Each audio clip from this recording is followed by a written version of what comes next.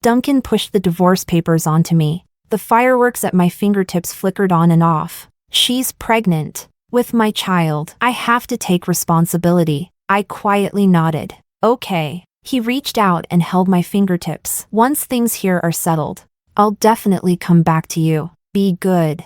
My numb chest couldn't hold any more feelings. My phone dinged, and a message popped up. I told you from the start that Duncan is a scumbag. Can you think about me, please? I held the cup, silent for a long time, replied. Okay. Chapter 1. Is this for real? You're not lying to me, right? I'm going to take it seriously. 3 messages popped up on the phone one after another. I gently tapped my phone screen against the table. I looked up at my husband of 7 years, reflecting on our marriage that had lost its dignity. Duncan's eyebrows furrowed just a little. Whose news?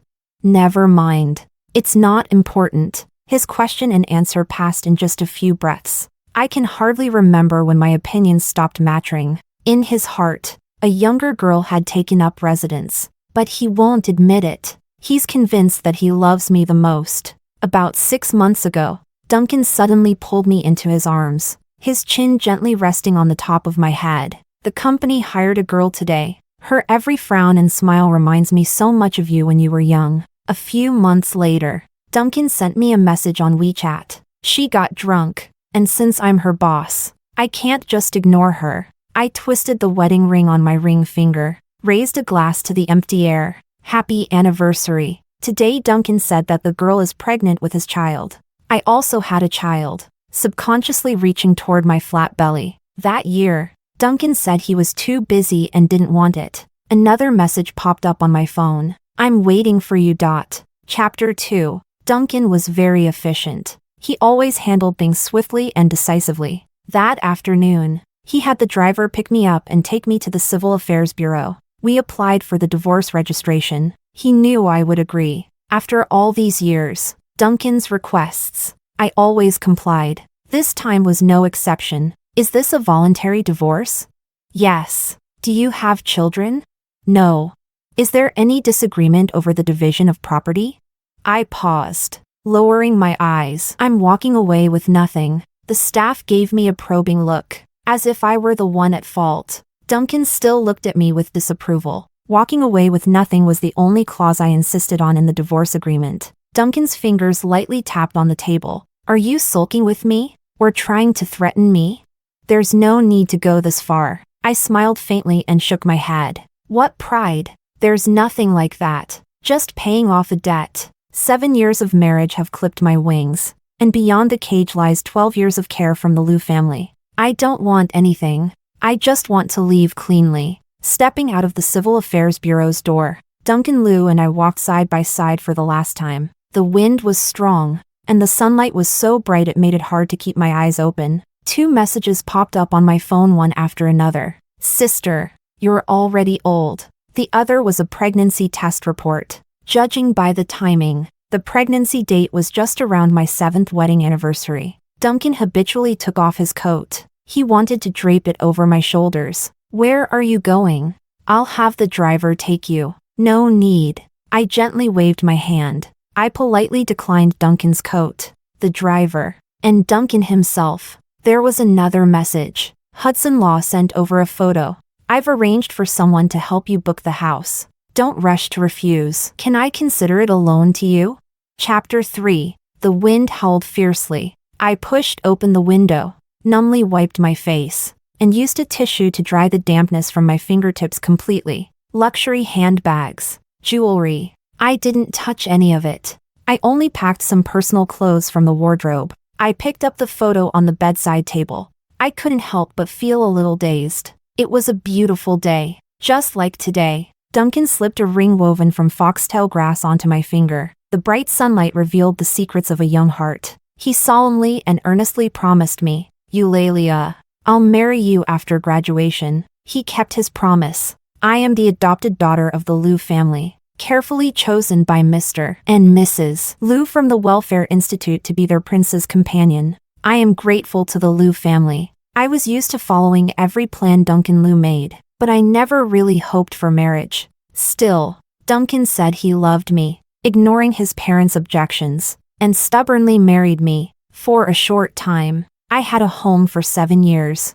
I once truly believed that love grown through hardship was unbreakable. Back then, Duncan would stroke my head. His eyes held a soft smile. Eulalia is so good. Our Eulalia is the best in the world. But later, he would pin me down on the bed and slowly bite my neck, pampering yet helpless. Eulalia, don't be so boring. Later on, it was the first time we had a fierce argument. Outside Duncan's office, I overheard a female subordinate telling her boss, Mr. Lou, Sophia, will never be a mistress in this life. A clear, pure voice, carrying an undeniable stubbornness. It was also that day I firmly demanded that Sophia be fired. Duncan gave me a cold look for the first time. He swept the cup to the floor, looking extremely impatient. Eulalia, be a little more obedient. Maybe from the very start, I shouldn't have held on to unrealistic hopes. I tugged at the corner of my mouth. I pulled out the photo and tore it in half, letting the bright flames consume the half that was mine. Chapter 4. Hudson Law seemed to be in a pretty good mood. He stayed up all night sending me 30 restaurant options. There were high-end French places, and also small, unknown spots tucked away in smoky alleys. You know I have good taste, right? You brat. You're lucky. I tapped lightly on the phone screen, wanting to tell him, thank you. Before pressing the send button again, the other side quickly added a sentence. I don't like hearing thank you. After packing up the things for the new home, I checked the balance on my card. This is the salary I saved before marriage. Before going abroad, Hudson firmly told me not to be too naive. This card only allows withdrawals, no deposits. By some twist of fate, it has now become my only financial backup, tasting different flavors every day. The 30-day divorce cooling-off period surprisingly passed quickly. I resigned from all my positions at the Lou Group. Sophia handed things over to me. She walked toward me in 8-centimeter heels, wearing a sharp suit, her heels clicking steadily. Sister, long time no see. Her simple ponytail framed her fresh, delicate features as she glanced me up and down. Women really need to love themselves more. That's the only way not to fall behind. I had no intention of arguing with her. I calmly looked at her slightly rounded belly. Anything else? If not, goodbye. Duncan knew I had resigned, but he's already used to my constant dependence, and he clearly knows I'm an orphan with nowhere to go if I leave him. He didn't meet me. He just sent 2 voice messages. He sounded busy, with deliberately suppressed breaths in his voice. Why are you still throwing childish tantrums? Eulalia, you're not young anymore. Chapter 5. Day 21 of the cooling-off period. Duncan probably went back to our old place. He called me on video. I hung up. Right after, I got a message from him on WeChat. Eulalia, did you move? He still thinks this is my little game of playing hard to get and helplessly warns me to be safe if I run away from home. I lean against the wall. My heart twists in pain again and again. I really want to cry out loud. But no tears come. A marriage that's fallen apart can't nurture a worthy lover. Such a simple truth. Duncan doesn't understand. He always gently strokes my face, reminiscing about my innocent, carefree past. Eulalia has changed. Not so lovable anymore. Messages from Hudson pinged in one after another. The ice cream here is really terrible. Sigh. He sighed, missing the sweet syrup someone made for me when I was a kid. Tisk.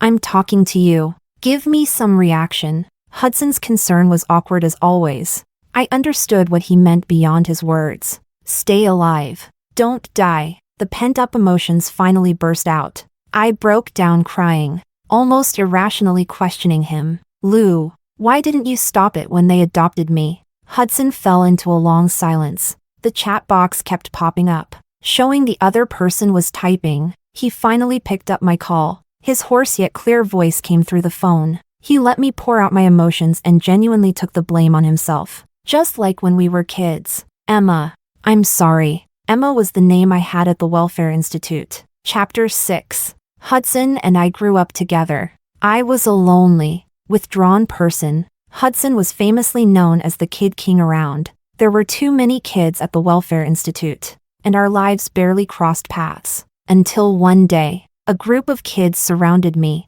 Are you mute? Why aren't you speaking? I'm asking you. Why are you looking down? I tried to run several times but was pushed and fell to the ground. They jumped around me, clapping their hands and singing. My fingers were stepped on until they were red and swollen. I was scared. Through the crowd, I looked at Hudson passing by and instinctively sought help. Help me. That day, Hudson became famous after just one fight. With a bruised and swollen face, he looked at me proudly. I was born to save the world. Even though he was half a year younger than me, even though he was skinny and small back then, he still patted his chest and proudly promised me, "Follow me. Enjoy the good life." Hudson became my only friend. Hudson kept his word. All the good things he saved went into my pocket, including a little boy's purest affection. From that day on, no one could bully me anymore. Chapter 7. Until the age of 10, the Liu family came to choose an adopted son, quiet and reserved. Just the right age. I stood out among the kids. Everyone said I had climbed to the top branch. Only Hudson with red eyes silently handed me a beautiful knitted wool bag. It was filled with all kinds of hair clips. Brother knows you love beauty the most. Duncan pulled me into the car, impatiently pushing Hudson away. You don't have to worry about her anymore. I'll take good care of her. Hudson ignored it, clinging to Lou's car window. No matter how much he was shooed away, he said, "Stinky girl, be smarter next time," to completely separate me from my past life. During the first 5 years of being a family person, I had no way to have even the slightest contact with the outside world. Several times I tried to sneak out but was caught and brought back. Duncan quietly stayed with me as I knelt in punishment. He took my hand and placed it on his face, long eyelashes fluttering, tirelessly repeating, "Eulalia isn't afraid. Eulalia won't run." But I didn't want to run. I just wanted to tell Hudson not to worry about me. Duncan's presence began to seep into every corner of my life. He wove a very gentle trap. In the first year of high school, Hudson returned to the wealthy family. No stories about fake young masters or adopted sons and daughters. After being taken away by someone with intent, his parents searched for him for a full 15 years. At 18, he and I got into the same university. He knew I was stubborn, and he knew about my relationship with Duncan, so he just kept his distance, watching over me from afar. On the eve of my wedding, Hudson went abroad. After that, we rarely kept in touch, until he secretly flew back to see me again and ran into Duncan coming out of a place of vice. Hudson rushed up recklessly, got into a fight with Duncan. "You bastard. Why can't you be a little more faithful?" As another punch landed, Duncan smirked. "I don't know you, but you should know Eulalia. You know she can't live without me, right? You anger me, but it doesn't help her at all." Hudson was stunned. He was thinking, if I kill Duncan, what will happen to his Emma? Chapter 8. The day the divorce cooling-off period ended, I arrived at the Civil Affairs Bureau right on time. Duncan seemed in a good mood as he stubbed out his cigarette. "Always on time, I knew you were the most obedient." I paused, looking seriously at Duncan. "From now on, it's all settled between me and Lou's family." Duncan raised an eyebrow. "Still jealous? Since when did we Eulalia become so petty?" "Don't worry. I'll make it up to you properly afterward." A faint chill swept through the hollow space in my chest. It felt like I was meeting Duncan for the first time. "You know what?" I looked at his collarbone. "Your neckline's too low. It can't hide the strawberry." Duncan instinctively pulled up his collar. The moment he raised his hand, he smiled softly again. "Eulalia, you really are adorable. Even things done for show can be taken seriously." "Actually, I really want to ask, what exactly should be taken seriously?" "My ridiculous love, my self-righteous stubbornness, my childish marriage, or the promises I've heard one too many times?" In the end, I never asked these questions out loud. I quietly walked through the last stretch where love had completely run out. Chapter 9. Duncan rolled up the car window, vanished into the endless flow of traffic. 19 years together had grown pale and fragile. Hudson's phone rang the moment he left. "Emma, look this way." I looked up, confused, and saw a sharp figure across the street. Hudson didn't know how long he had been waiting. He stood there quietly, like a stormy sea. "Call me, bro." Like a magic trick, he pulled a sunflower from his pocket. He kept pretending to be on the phone. slowly walking toward me. Bro's here to pick you up. I suddenly felt a little lost. Even the absurd thought that I was actually under house arrest at Lou's place. And the one coming to pick me up was 10-year-old Hudson. Aren't you abroad? Hudson clenched his fists tightly, as if some overwhelming emotion was about to burst out of him. He covered his eyes. He shrugged his shoulders a little exaggeratedly. He answered off topic. I'm an asshole too. My mind was all muddled. I couldn't really understand what he meant. I just watched him curl the corners of his mouth, slowly lean down to look me in the eye. Little bitter melon. After bitterness comes sweetness. Suddenly realized. Hudson always shows up when I'm at my lowest. But somehow, I feel reassured. It's like even if the sky falls, Hudson will hold it up. He formally reached out his hand to me. Hello, I'm Hudson. I smiled. I returned the grip of his gently trembling palm. Hello, I'm Emma. Chapter 10. Storms rise out of nowhere. The Law family conglomerate's leader parachuted into City A. City A's business district was thrown into chaos overnight. Everyone had their own opinions. No one knows the purpose of the Law family, who rarely appear in public. Meanwhile, Duncan is living a wild life in the world of fame and fortune. In the dimly lit private room, glasses clinked amid lively chatter. He, with a hazy look in his eyes, took out a contract and, drunk, pushed it in front of a heavily pregnant boss. Boss Wong, take a look at this deal. The boss, smoking a cigarette, frowned deeply. Boss Liu, I really don't mean to make things difficult for you. The recent situation is quite sensitive. You know the Law family has come to City A, right? In the past, Law's family always made a big deal out of it. This time, showing up so openly in public, who knows how the skies over City A will change. Boss Wong held his bag and signaled his subordinates to leave, spat quietly. You fool. What business is there to talk about at a time like this?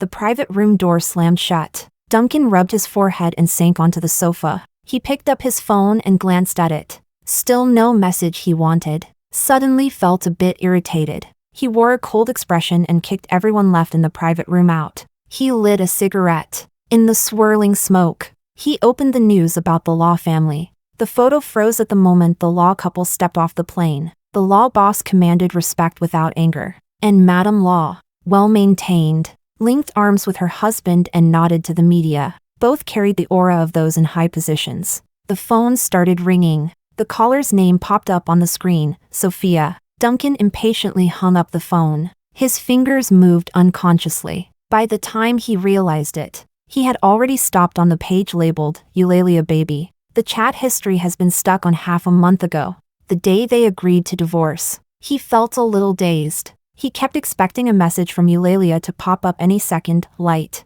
yet full of love, asking if he was tired, or when he'd be coming home.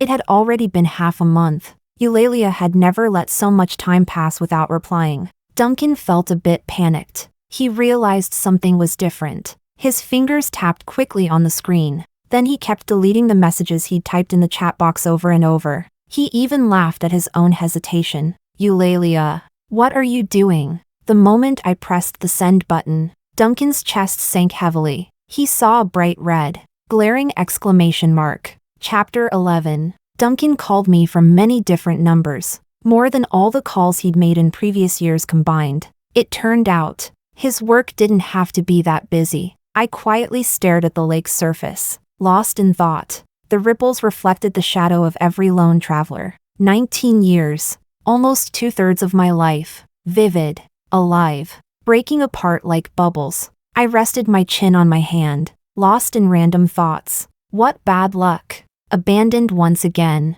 But from the day I was born until now, I haven't done anything wrong. I've been careful, not crossing any lines, not rebellious. Even the dean praised me for being sensible. I keep telling myself, it's going to be okay. Emma, you're free now. Actually, what I want to say is Emma, keep moving forward. A faint sound came from nearby, and the blue surface of the lake reflected another person's shadow. Hudson sat down casually beside me, keeping a close but not intrusive social distance.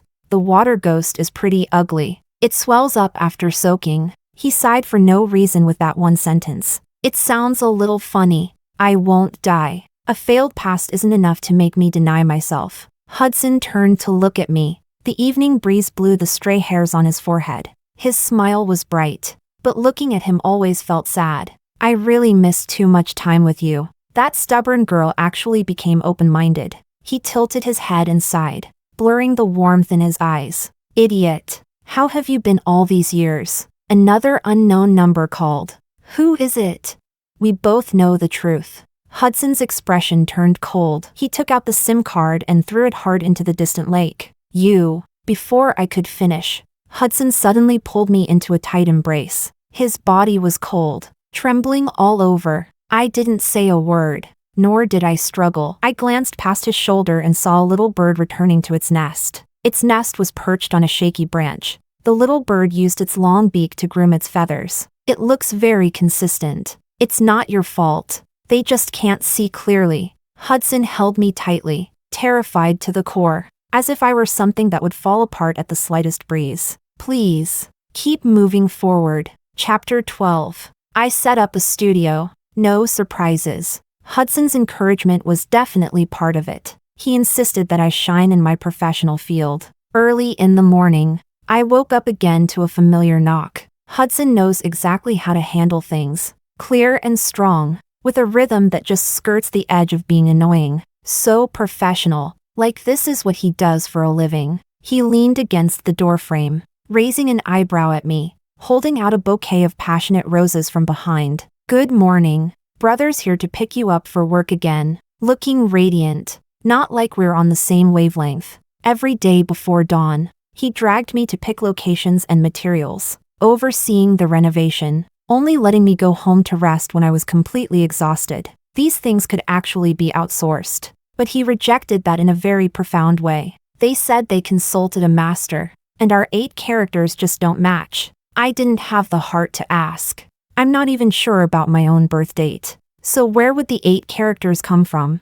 I just feel like he's especially fixated on making me handle things myself. As long as I'm busy, he grins happily. All right then. If he's happy, I can keep myself busy. We walked downstairs side by side. A faint fragrance mixed with the frosty air drifted into my nose. Not at all like Hudson's personality, it was a calm, woody scent. Let's congratulate this young lady for getting through her period smoothly and officially returning to work. I asked him, "You're so good at exploiting. Are you a capitalist?"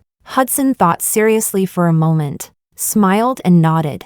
Yes. We talked off and on. Just as I stepped out of the neighborhood gate, I unexpectedly saw someone I hadn't seen in a long time. Duncan closed the car door. His gaze fell heavily on me and Hudson, his hoarse voice breaking the silence. Did you divorce me just for him? Chapter 13. Duncan looked much more haggard. His once clear, delicate cheeks had grown thin, his complexion poor, and a ring of blue stubble had appeared on his chin. He gave a bitter smile. He slowly looked toward Hudson. But the words were meant for me, you know. I'm really jealous of him. He's just your childhood playmate. But we've spent 19 years together. 19 years, so where's the difference in our bond? Is what we have just a joke? My eyes welled up. Duncan. He always knows how to make me feel worse. I quietly lowered my hands, listening as he disparaged everything from the past, belittling those memories that meant the world to me, until he stopped. I turned and walked away. Eulalia. Duncan panicked, rushing over to grab my wrist, his expression almost pleading. Don't treat me like this. Hudson frowned deeply and forcefully shook off Duncan's grip on my arm. He instinctively stepped in front of me to block. Mr. Lou, show some respect. Duncan's emotions suddenly exploded. He punched Hudson, yelling loudly without caring about his image. Who the hell do you think you are? You've only been with my wife for a few years. Hudson didn't have time to dodge. Her carefully styled hair was messy over her brows and eyes, and fresh red blood seeped from the corner of her lips. Duncan stared at me persistently. His tone softened again and again. Eulalia, we both made mistakes. But it's not too late. Let's pretend the past never happened and start over, okay? Chapter 14. No. I held back my tears, staring at Duncan with a blank expression. Do you even know what respect means? I wasn't the one who betrayed you back then, and I'm not the one causing trouble now. I didn't want to deny all he had done for me in the past just because of today's quarrels. I don't want to get tangled up with him over the past anymore. People are complicated beings. You can't sum up a person's whole life with simple right or wrong. Today's Duncan is a scumbag, but the Duncan from before wasn't. I've never regretted the decision to marry him. I'll always remember a gentle breeze on an evening. Duncan's eyes were bright and shining as he took out a ring, holding a bunch of canna lilies, proposing to me in the clumsiest way. He spoke carefully, as if he were facing some rare treasure. I've learned to cook your favorite dishes. I know you don't like strangers in the house, and I've even learned to change the sheets and iron clothes. You said you wanted to go out for a walk, so I made a bunch of travel plans and even mapped out the routes. This diamond ring is the biggest I could afford. If you think it's not enough, I'll get you a better one when I earn more. He stumbled over his words, offering his skills like precious gifts, afraid I might refuse. I just wanted to ask, would you be willing to share the same mom and dad with me? I couldn't lie to myself. That moment, firmly believing I would wander forever Eulalia, my heart fluttered. Duncan's parents are very kind. They are strict, but during the crucial stage when I needed guidance the most,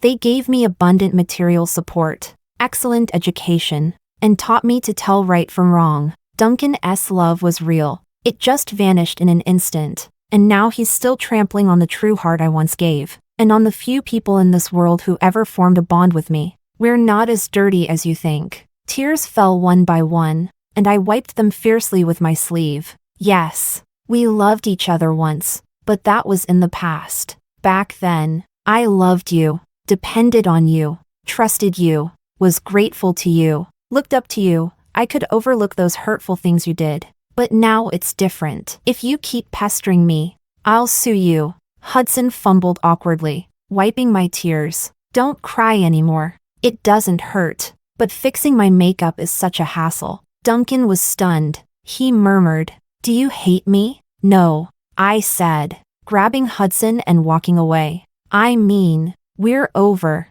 Lou and I. We owe each other nothing. Love and hate only matter within feelings. Many things have an expiration date. Wrong is wrong, and past is past. Not even a minute or a second can be off." Chapter 15. Life settled down again. Round and round it goes. Only on the way to and from work did Duncan's figure always appear. The proud young master started following us on foot. Not a word exchanged. Just following at a distance. Neither too close nor too far. Hudson became my assistant, helping me keep accounts. But his handwriting was awful. Calling it an encrypted ledger wouldn't be an exaggeration. He awkwardly rubbed the paper, sneaking a glance at me from the corner of his eye. "You can't blame your brother, right? You should have known about this years ago." I nodded. "True. I just didn't expect there to be no progress after all these years." Hudson, his beautiful eyes were misted with embarrassment. He slumped back in his chair, utterly hopeless, tilting his head, pretending to be dead. "Go ahead and scold me to death. Let's see who'll be your free labor." On the way home, it was already very late. The bright moon hung low. The noisy city grew quiet. So, Hudson brought up the topic awkwardly, feeling embarrassed as he spoke. "Actually, I can learn. I spent a few days with some people before, though it didn't really work out in the end, but that was because the time was short, and I was also too lazy." He crossed his arms behind his head. He watched my reaction without a trace. "You have to believe me, right?" Seeing my indifferent expression, Hudson grew a little anxious. He quickly stepped around me, strutting backward with confidence. "Do you remember at the Welfare Institute? The teachers always said I was gifted?" He's lying. I clearly remember back then. The teacher got so angry she poked his head with her index finger, saying all his gift was just in his looks. Stepped on a few small stones underfoot. Hudson unexpectedly fell to the ground. Somehow, we saw the same awkwardness in each other's eyes. Then we burst out laughing, leaning forward and backward. "What are you laughing at?" "I don't know." "Come on, stop it." "No, you stop first." Hudson laughed until his eyes welled up. "That's really nice." I didn't catch what he said. I said.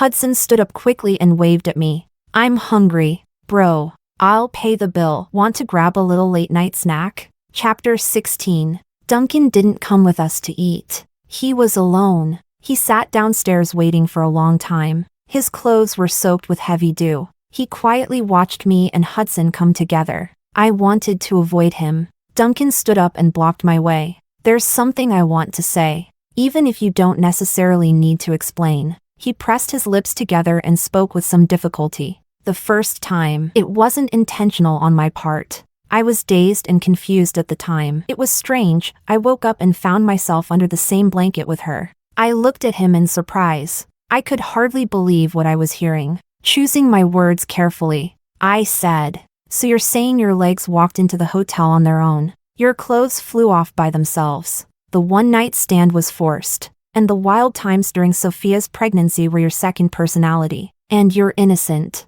Is that what you mean?" Duncan's eyes were restless. He firmly blocked my way. "No, I'm not trying to clear myself. I truly know I was wrong. It's me who's dirty. I've washed myself many times. Give me one more chance. Eulalia, didn't you love me the most before? I don't know why." Hearing him talk about the past, I suddenly felt a heavy suffocation. "You can go." Duncan lowered his eyes, as if he had made up his mind. "If you really want to reject me, I'll compete fairly with Hudson. He can do everything I can. Everything he can do for you, I can do too. I know you better than he does." I cut him off. "What about your child? What about the responsibility you were so sure of when you got divorced?" Duncan spoke instinctively. "If you're worried about the child, then He looked into my unfamiliar gaze, his voice growing more confused. "I'm sorry." Duncan finally realized he owed me an apology. "That was enough. I don't want to blame you. But let's just end it here. My ties with Lou's family are done. There's no point in arguing over right or wrong anymore. Being stuck in the swamp of the past is exhausting. Matters of human feelings are never clear. Cutting it off cleanly is better for everyone." Hudson nervously clenched his fists. "I know my limits. I won't. I'll learn everything you like." Chapter 17. Another bright, sunny day. My studio was officially established. Fireworks kept bursting one after another, welcoming many guests who came to congratulate me. I'm very grateful for the skills I learned at the Lou family over the years, which have raised my business value, and ties of interest are more solid than fleeting affections. More than half of my former partners showed up, all smiling warmly and wishing the boss prosperity. By the way, I'm using my place to expand my social circle. At the door, there was also an unsigned flower basket for the opening. A basket full of bright canna lilies was piled up. I smiled and shook my head, no longer surprised. That's always how business is. Hudson held up his glass and swayed along with me. A proper rich young master, but he acts like an unemployed guy, always hanging around me. I couldn't help but ask him, "Hudson, don't you really have anything to do?" Hudson tilted his head and blinked playfully. "What? You're just starting to find me annoying? Then you're a real ninja. Besides, the old man at home is still in good health, so there's no need for me to worry about things at the company. Everyone has their own responsibilities." He spread his wings as usual. I understood and nodded in agreement. "So our law hero's mission is?" Hudson smiled and exchanged a glance with me, speaking in unison, "To save the world." It's worth mentioning, Hudson's parents also came, but they didn't attend tonight's dinner. Instead, they went to a private room upstairs. The usually straightforward law father and law mother chose a rather sneaky approach. "Can we really see it?" Hudson's eyebrows and eyes resemble Law's father's, with exactly the same worried frown. "You sure talk a lot." Madame Law leaned on the window, casting a sideways glance at Law's father. "After it's over, Hudson will definitely have to send that girl home. He's just a fake peacock, a silly goose. By the time he chases her and brings her home, we'll both be 6 feet under." Boss Law's ears turned red, and he awkwardly said, "But this method is really too undignified. Hudson has repeatedly ordered us not to show up. He left City A in a hurry that day, and the son was already very unhappy. If you have the guts, go tell your son yourself." Law Madam sighed softly. "Stubborn. Suit yourself." Faced with Madam's well-reasoned argument, Law the boss fell silent. Rumors outside were swirling wildly. No one knew. Law the couple just came to see their daughter-in-law. Law Madam stood by the floor-to-ceiling window and sighed. No wonder the Liu family has been struggling these past few years. Law the boss nodded in agreement. I remember the couple was fine.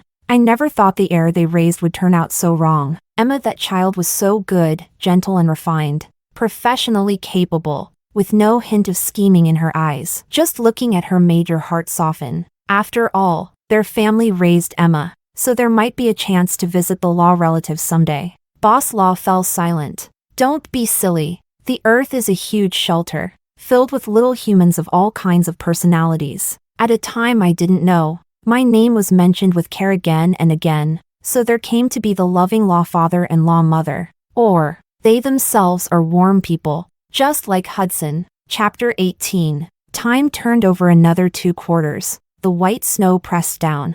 I heard Sophia's child was born. A beautiful little girl. We just never got around to having the wedding with Duncan. Lou's family was lenient about Duncan's infidelity but firmly refused to let any ill-behaved girls into the house. Sophia's reaction was unexpectedly intense. Duncan became suspicious and took the child's hair for a paternity test. The child wasn't his. Sophia refused to say who the father was. In fact, the truth didn't matter much in high society, where reputation and face mean everything. A smart businessman ended up caught by a woman who would do anything for her child's future. It has already become a laughingstock. Father Gu and Mother Gu were very angry. It's not that I deliberately pried into these matters. After all, we're in the same circle, and people with business dealings inevitably spread some gossip.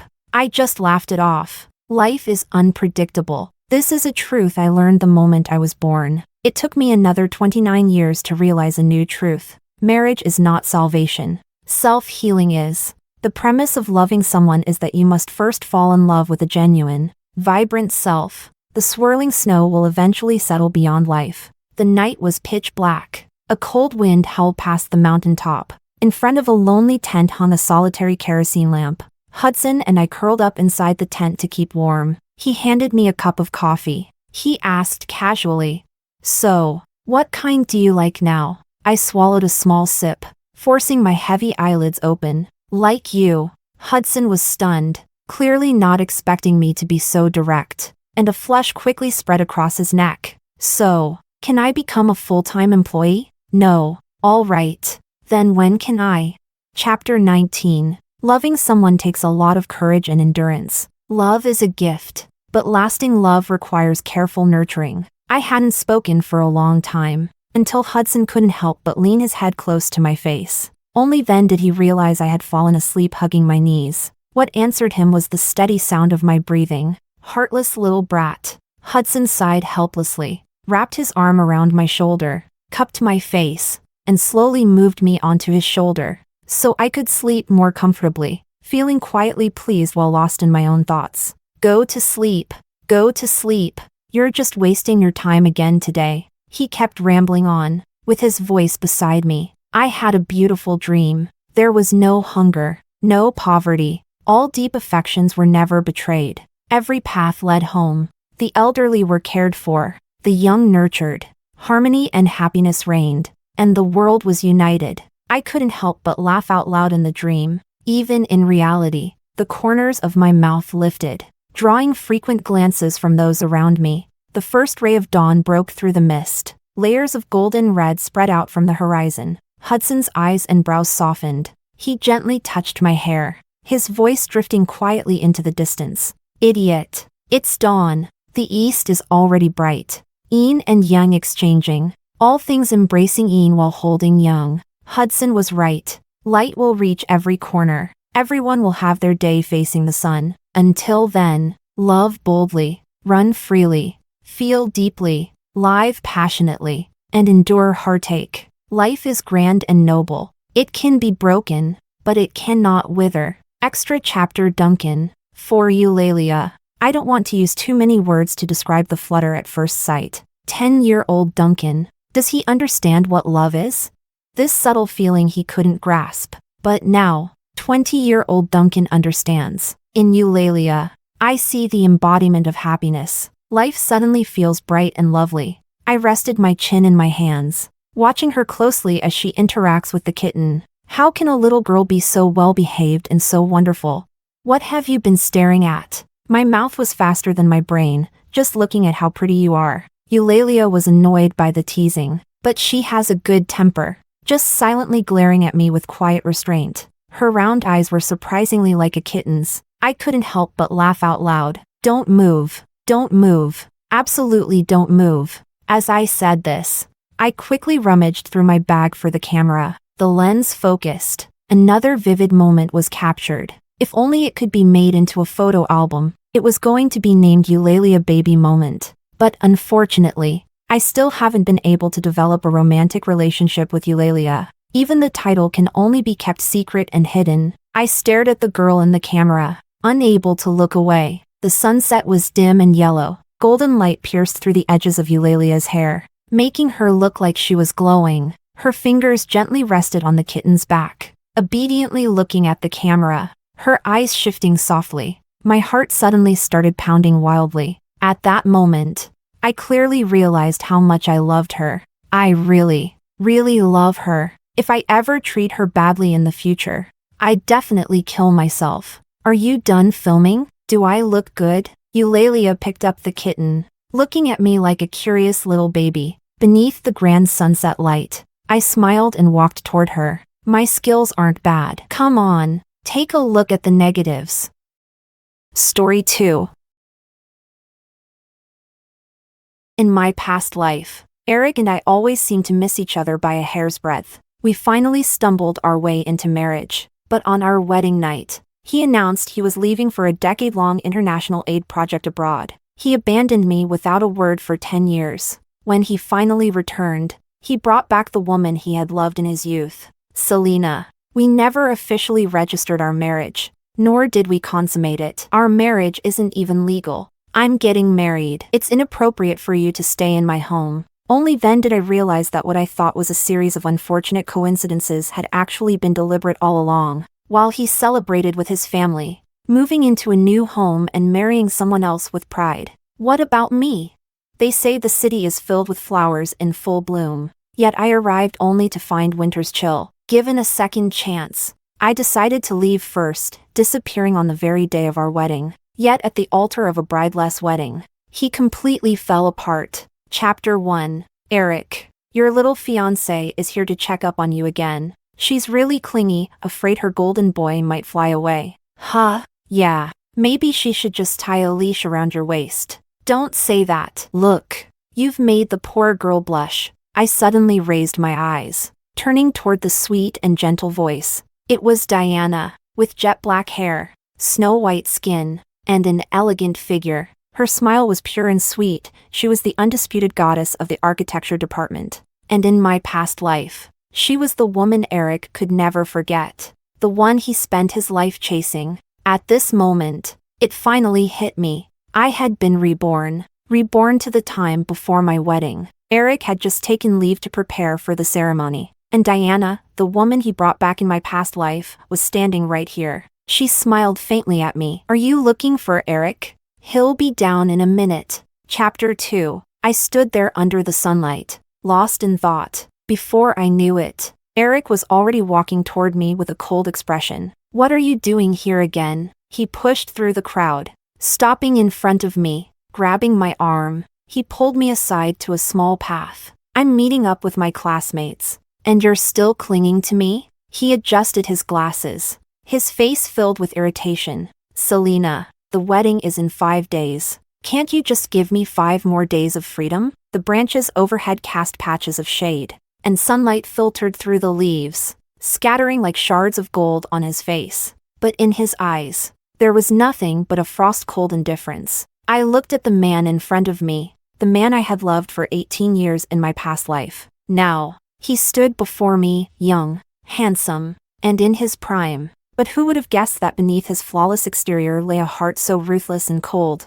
I lowered my eyes and smiled faintly. Sorry, Eric. I won't bother you anymore. I turned to leave as soon as I finished speaking, but Eric grabbed my arm again. What tantrum are you throwing this time? I already agreed to marry you. What more do you want? I spun around and flung his hand away. Eric was momentarily stunned, but the disgust in his eyes quickly deepened. Selena, if you keep this up, We might as well cancel the wedding. Chapter 3. I took a deep breath, swallowing all the bitterness, resentment, heartache, and humiliation surging in my chest. Everything he did to me in my past life, I would return it all, exactly as it was. So, when I spoke again, my voice was softer. I even let a hint of grievance show in my eyes as I looked at him. I'm not making a fuss. I just had some questions about the wedding arrangements, so I came to ask for your opinion. Before I could finish, Eric waved his hand and cut me off. I don't have an opinion. I already told you, just do whatever you like. All right then, I won't ask you about the rest of the plans. Maybe it was because I behaved so obediently, or maybe, deep down, he still felt a trace of guilt. Suddenly, Eric reached out and gently ruffled my hair. All right, I'll come home early tonight and have dinner with you. I put on a delighted expression. Okay, I'll wait for you. Eric couldn't help but smile, but the smile quickly faded as he furrowed his brows. I pretended not to notice and left with a cheerful demeanor. It wasn't until I had walked far, far away, that I finally sank down under the shade of a tree and let the tears fall uncontrollably. Chapter 4.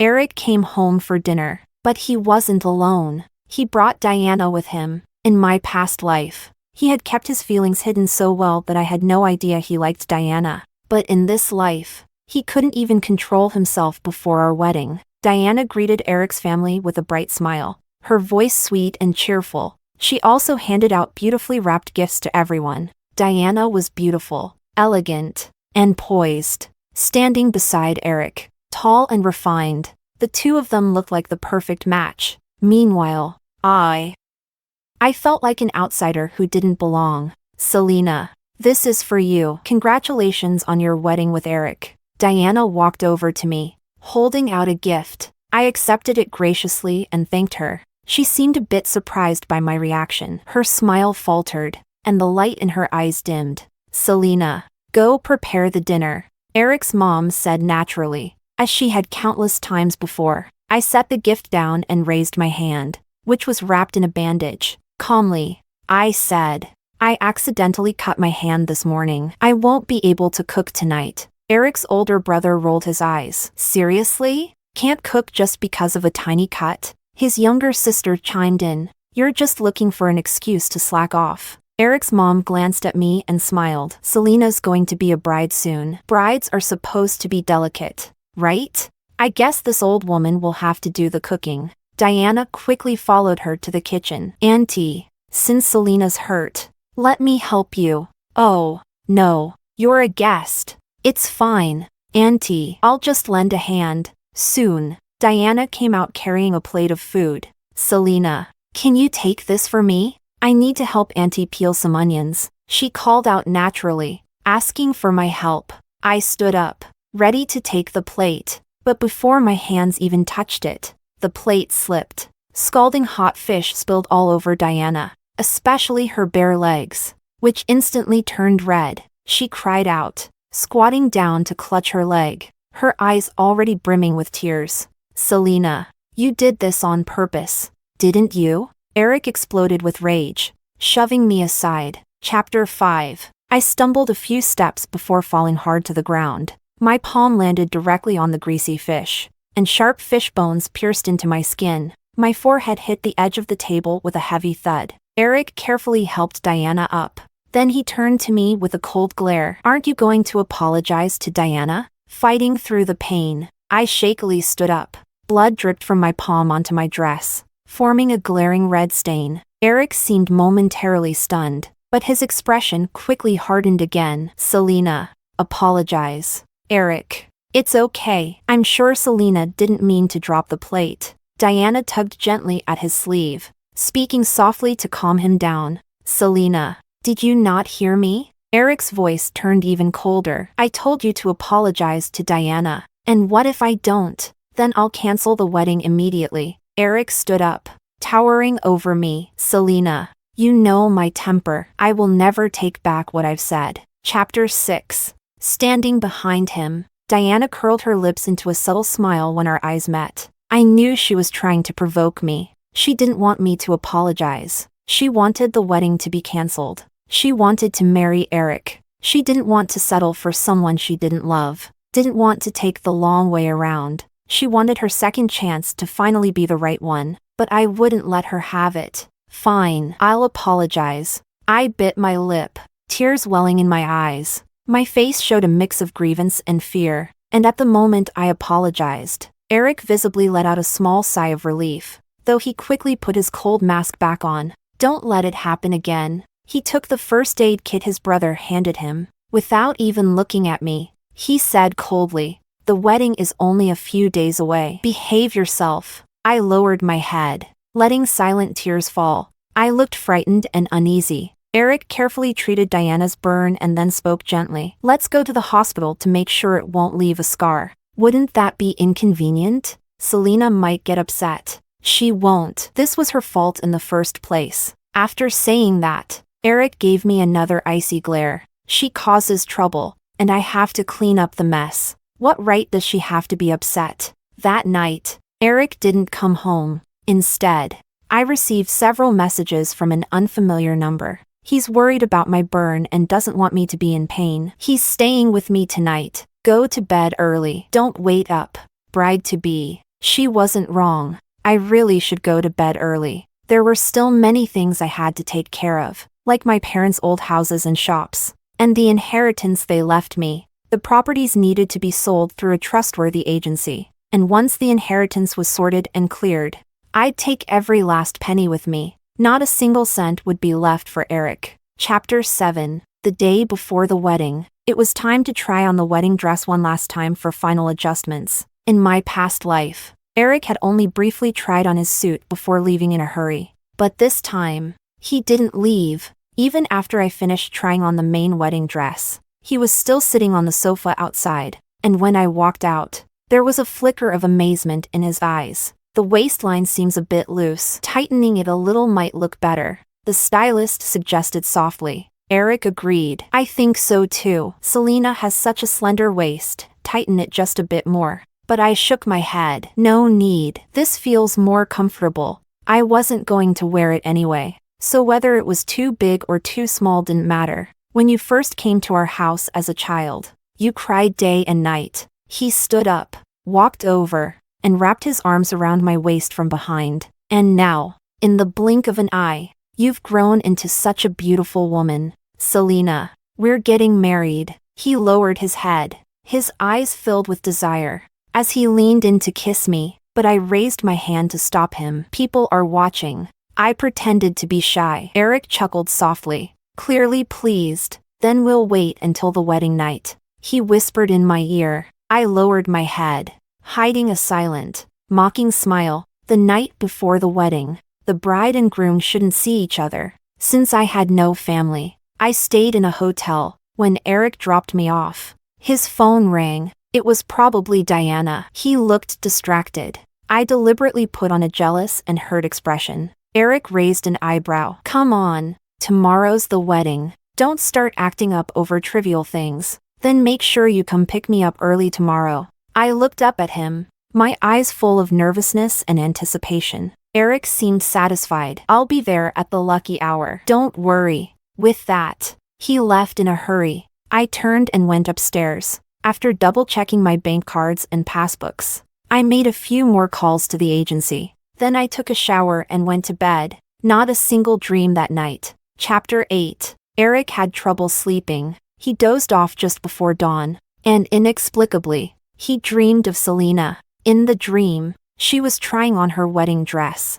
Every smile, every movement, it was all breathtaking. Somehow, without him noticing, Selena had quietly transformed into a beautiful young woman. Her waist was slender, her skin fair. She wasn't as tall as Diana, but her petite frame was delicate and charming. Unlike Diana's thin figure, Selena still had the soft curves and youthful fullness of a girl. The dream took a sudden inappropriate turn. For the first time, he felt a wild desire for Selena, the girl he had always dismissed. A ringing phone startled him awake, leaving him inexplicably irritable. He even wondered, should he delay his departure by a day? Should he stay until after the wedding night? After all, she had loved him for so many years. Wouldn't that at least be a small return for her devotion?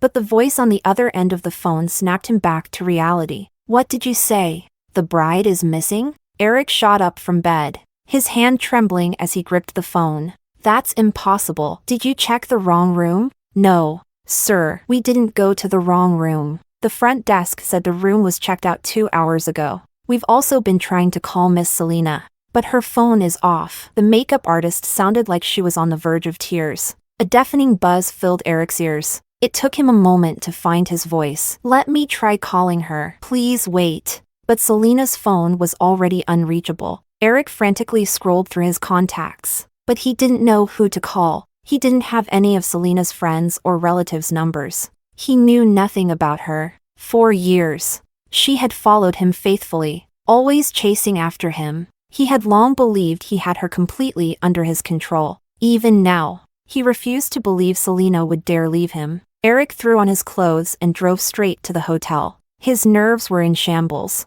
and he ran 2 red lights along the way. As he neared the hotel, he tried calling Selena again, but there was still no answer. His heart sank lower and lower. Just then, the makeup artist called back. Sir, we found the bride. It was a misunderstanding. Eric felt an overwhelming sense of relief, like a heavy fog had been lifted from his chest. He slammed on the brakes and pulled over. His voice shook. Say that again? Sir, we found the bride. She said she wasn't sleeping well last night and changed rooms at the last minute. The makeup artist continued speaking, but Eric wasn't listening. Leaning back in his seat, he suddenly laughed. He had been insane. Selena loved him so deeply it was practically in her bones. There was no way she'd run away. And crazier still, he had almost believed it. How ridiculous, how absurd. Chapter 9. Before the wedding, Eric's family had consulted a fortune teller to analyze their compatibility. Due to certain taboos,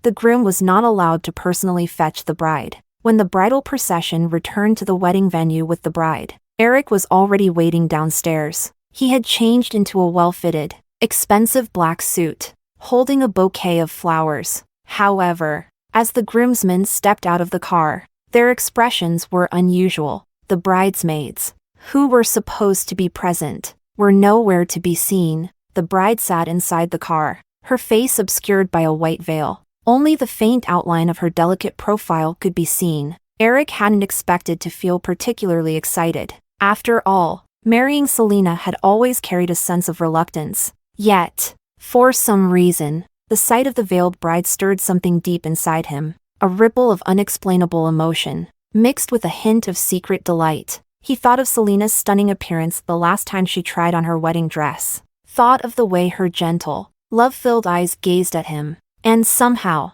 a soft tenderness quietly blossomed in his heart. Beyond career success, a woman's unwavering love and devotion for years could also make a man feel incredibly proud and fulfilled. With the bouquet in hand, Eric slowly approached the car. The groomsmen, all old classmates and friends, looked at him hesitantly, yet none of them spoke up.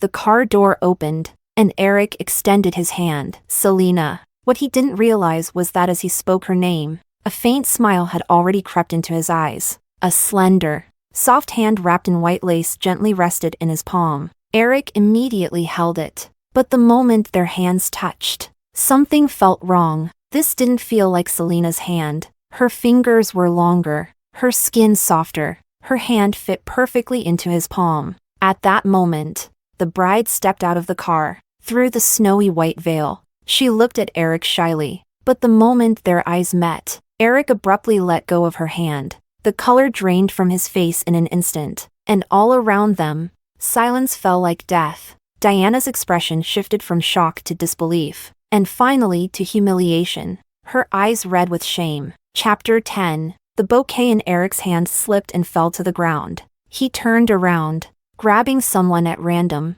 his voice hoarse as he demanded, "What's going on? Where's Selena? Didn't you go to the hotel to pick her up? You didn't even notice you brought the wrong person? What the hell were you doing?" His emotions spiraled out of control, and his voice suddenly rose. "We don't know either. When we went to pick up the bride, only Diana was there in the room. Yeah, we never even saw Selena." Eric turned sharply, his eyes fixed on the makeup artist. Didn't you say the bride had been found? This is what you meant by found? Yes, sir. It's not my fault. The makeup artist was on the verge of tears. She was just an employee, what could she do?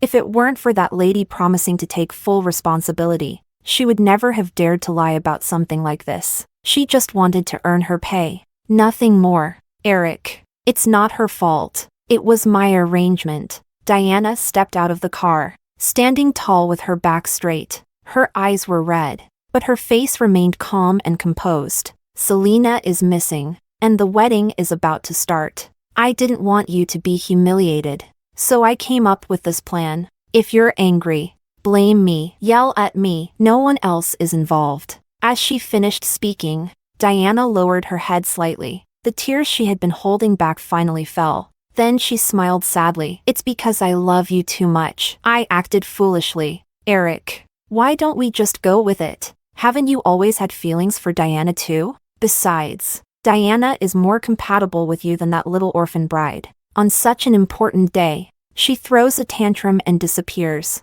Do you expect to send a grand procession to bring her back? Who knows what kind of drama she'll stir up next? The auspicious hour is almost here. Eric, make a decision. The crowd erupted into chaotic chatter. Diana gradually stopped crying and looked at Eric with faint hope in her eyes. Eric stood frozen for a long time. Finally, he slowly turned back to face the crowd. Diana looked stunning in the white wedding dress. He couldn't deny it, he and Diana were indeed like-minded. After spending so much time together, he did feel something for her. But he also knew clearly that the one he was supposed to marry was Selena. In his heart, he had already considered her his wife, even if, deep down, he had begun to feel that Selena no longer deserved him. He had never thought of breaking off the engagement, though, instead, he let her cling to him, never pushing her away. What Eric didn't expect was that he hadn't even made up his mind to abandon Selena yet. He had followed through with their agreement to get married.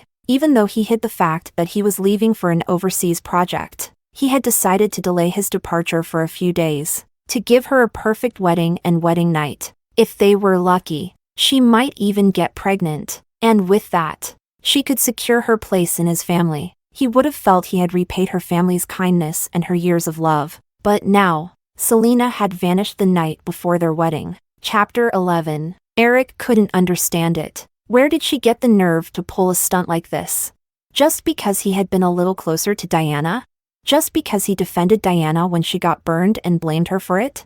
But what gave Selena the confidence to cause such a scene? Wasn't she afraid this wedding might be completely called off? Or did she think that, by relying on her parents' past kindness, she could do whatever she wanted and toy with him?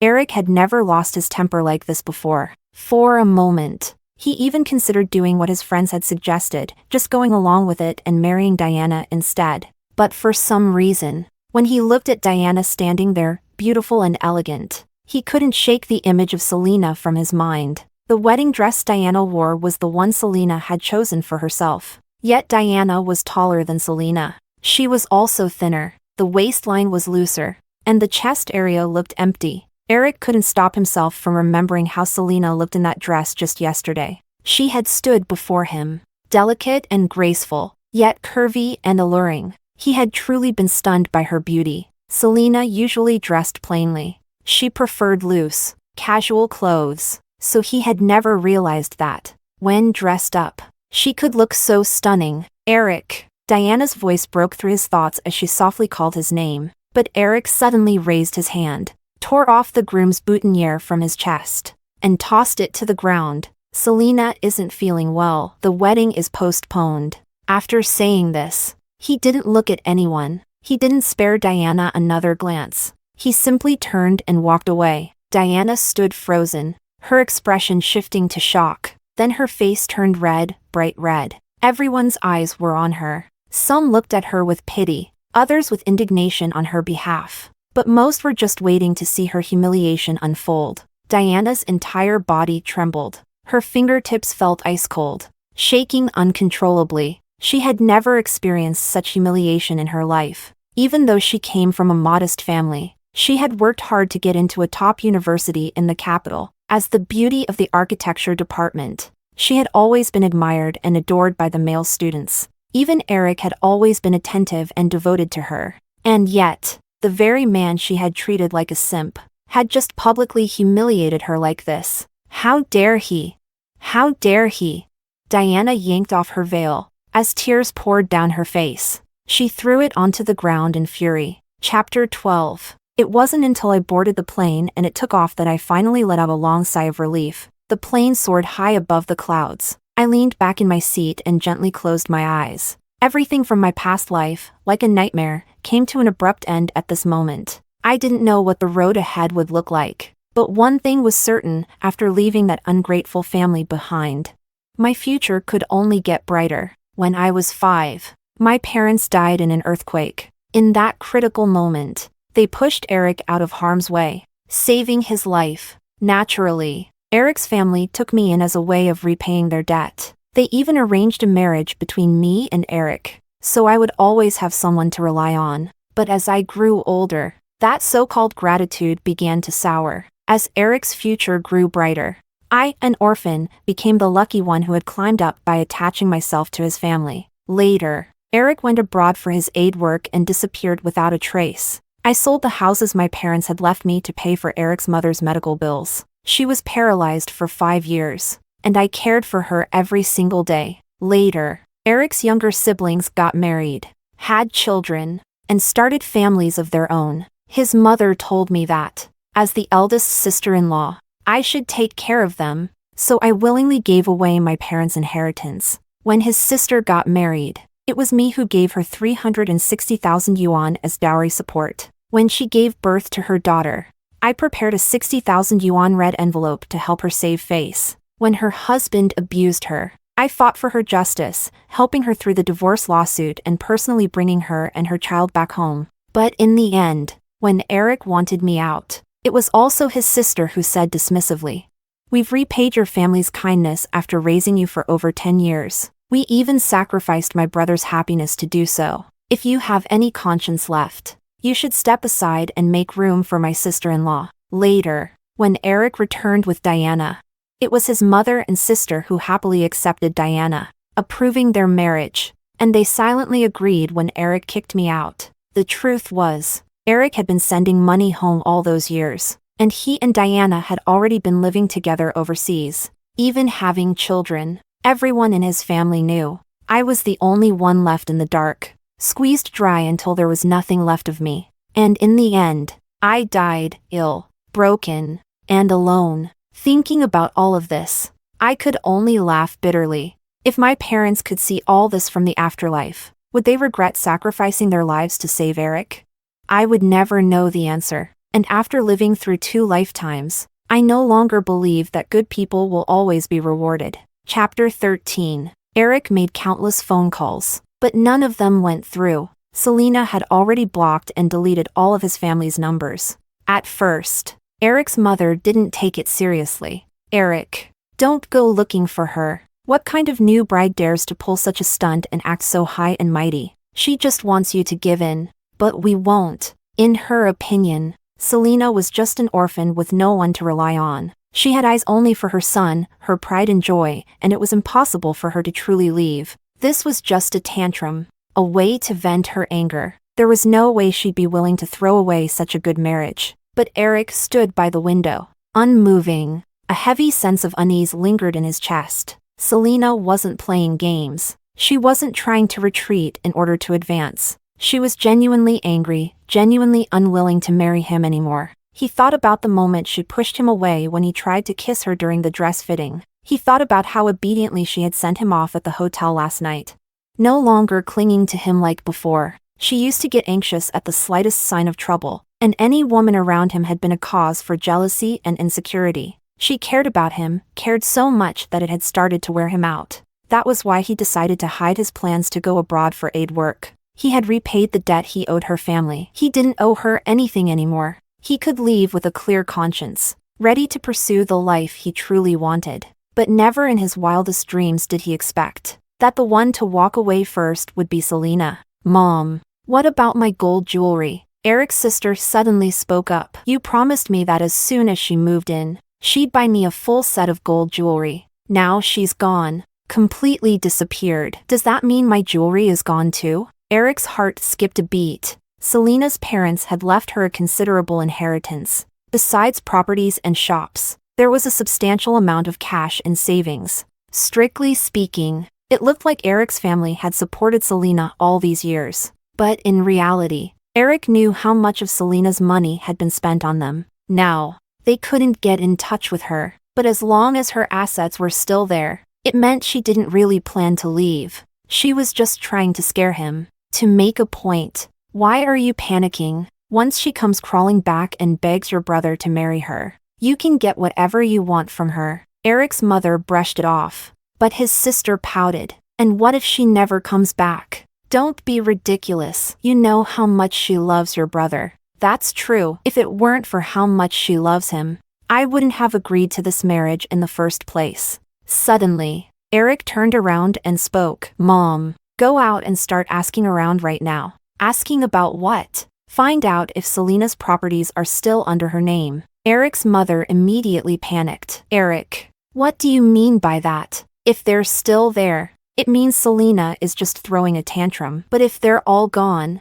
Eric suddenly let out a bitter laugh and didn't finish his sentence. But his mother quickly figured it out. She couldn't sit still anymore and rushed toward the door. I'll go ask around right now. Those few properties and shops she owns aren't the kind of things you can sell overnight. Brother, what do you mean? Did Selena really run away from the wedding? Eric's sister immediately panicked. She had already bragged about her gold jewelry to her cousins. If Selena really ran away, wouldn't her jewelry be gone too?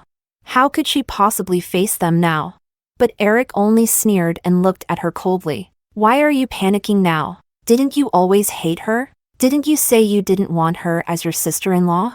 Who would turn down money? Exactly. No one would turn down money. That was why Eric's family had always looked down on Selena, yet still clung to the engagement and refused to let her go. And deep down, wasn't Eric thinking the same thing?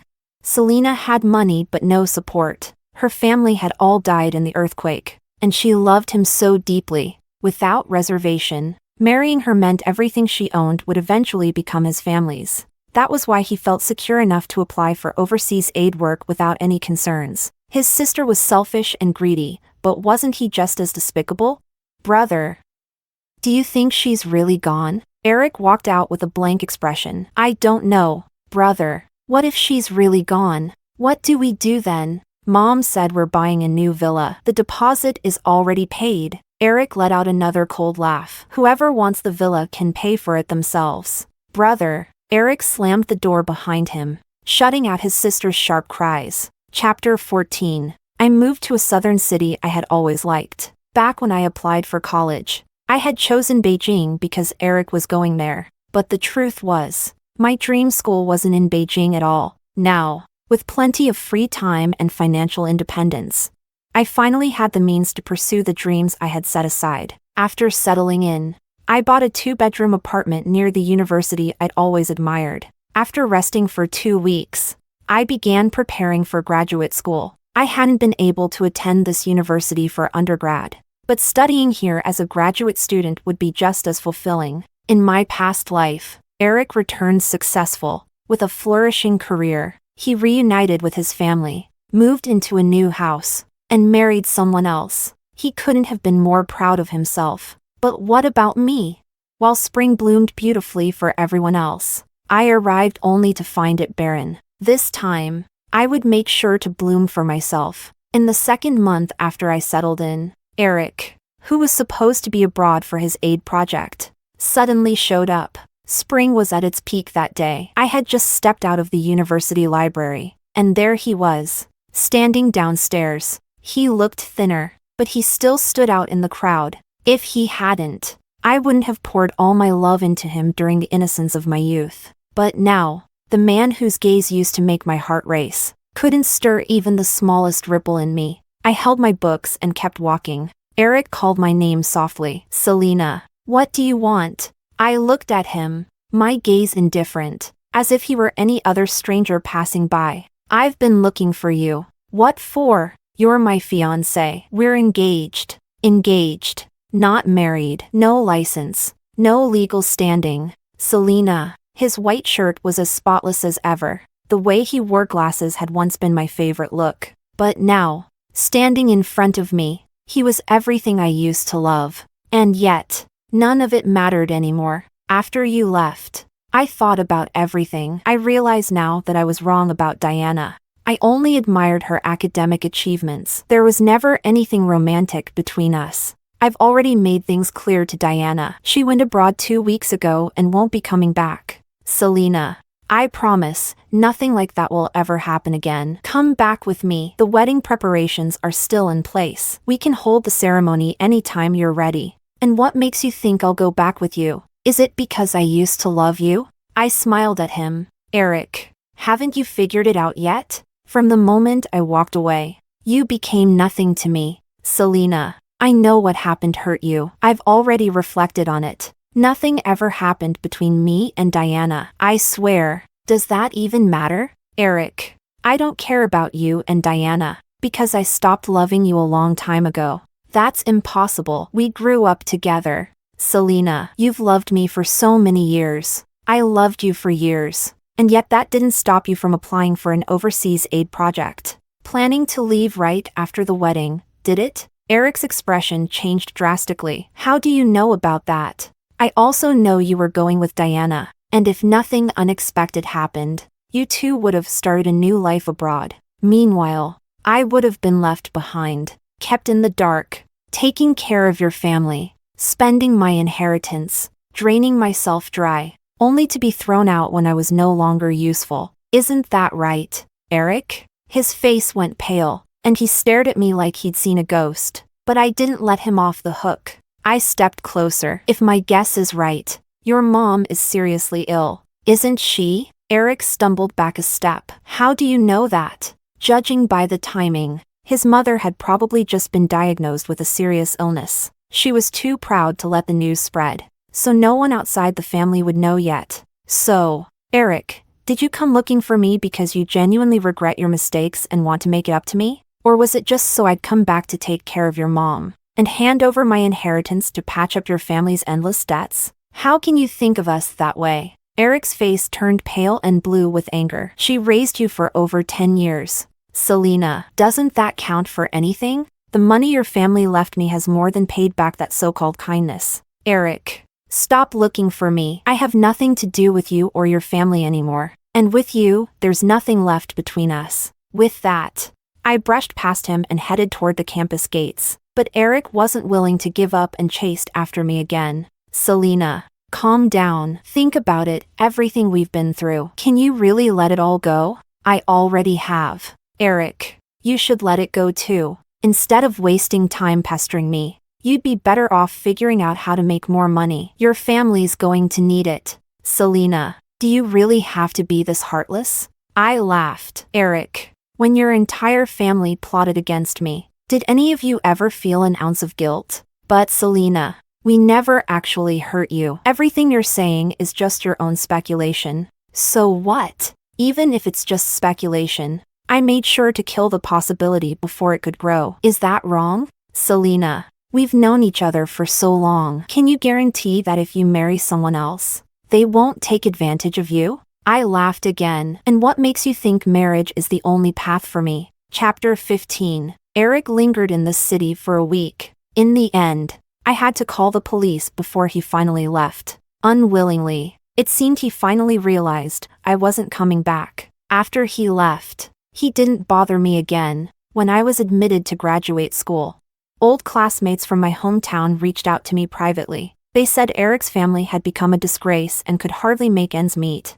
More and more people started speaking out, revealing the truth, that his family was ungrateful, heartless, and had bullied the daughter of their benefactors. So, his mother suffered her retribution, paralyzed in bed. His brother, a jobless loafer, caused enough trouble to end up in jail for several months. And his sister, who failed her college entrance exams, started dating a delinquent, not wanting to care for their mother. She moved into her boyfriend's house instead. The entire family depended solely on Eric. Medical bills, along with the penalty for breaking the villa contract, drained every penny he had. Now, Eric was in a miserable state. His former friends and classmates had cut ties with him. When I heard all this, I merely smiled. Without me, their human ATM, his family had finally collapsed under its own weight. But what did any of this have to do with me? I had a house, a car, and plenty of savings. I could continue enjoying a carefree student life. Maybe I'd meet someone new one day. Or maybe I wouldn't, and living alone wasn't bad either. The dirty swamp of Eric's family could no longer taint me. Later, I heard Eric abandoned his family and reunited with Diana. They settled in Shanghai. And Diana gave birth to a son. Their life seemed good for a while. But a few years later, Eric returned alone, disgraced and empty-handed. By then, his family had sold everything they owned. All they had left was a shabby rental apartment. His mother, deprived of proper care, had passed away the year before. His brother had fled to Myanmar for internet scams, and no one knew if he was alive. His sister, married young with 3 kids, was frequently beaten by her husband. Eric lived alone in that dingy apartment, drinking himself into oblivion. And as for Diana's son, he wasn't even Eric's child. She had only used Eric as a stand-in father. Once he had worked hard and raised the boy. Diana reunited with the real father and kicked Eric out. When I returned to my hometown to visit my parents' graves, I saw him once. He was barely in his 30s, yet his hair was already half gray, reeking of alcohol. He slouched on the side of the street, dazed and broken. Passers-by looked at him with nothing but disgust. Who would have thought that this was the same Eric who once stood so tall and proud? I felt no pity for him, but I did feel a tinge of regret for what could have been. Because back when we were kids, Eric had treated me very, very well. But we grew up, and we changed. When I walked past him, he seemed to recognize me, stumbling to his feet in excitement, but then suddenly turned away, covering his face. I acted as though I hadn't seen him at all. I didn't stop walking. Spring had come again. The flowers were blooming beautifully, and I wouldn't look back. I wouldn't forgive. I would simply keep walking, forever and always, toward my own spring.